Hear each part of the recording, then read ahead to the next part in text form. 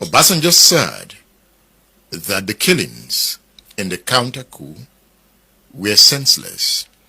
Army officers of Igbo origin were killed in Abeokuta, in Ikeja, 3 of them, in the north, and northerners and military officers then went to town, and Igbos were targeted. That was what you saw. Yes. In Kaduna. Igbo men and women were killed, even children.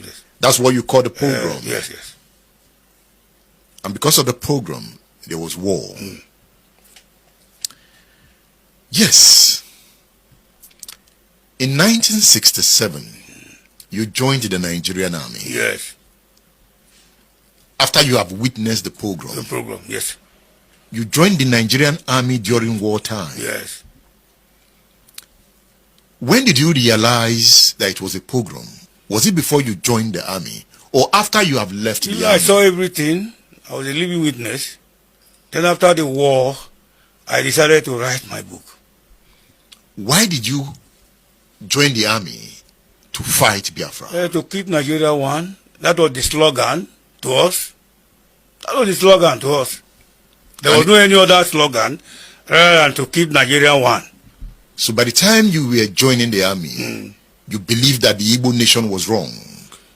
Anyway, but later on I discovered that they were not wrong. You know, I was in the trench for 20 months, fighting day and night. 20 months without being posted to the rear.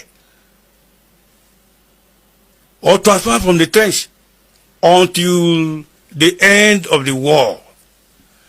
And I saw how the Biafrans were determined with zeal to fight us. They were fighting for survival. Even it came to a point in 1969 when a lot of soldiers realized that the war was fruitless. It was not the war that only the ordinary people were being killed in the war front, and those who caused the war were not affected.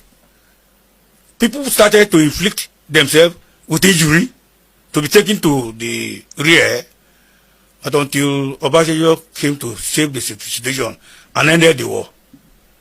If not, and I believe I stated in my book there how Biafra surrender. It was not much of our firepower or anything. It was hunger. It was hunger.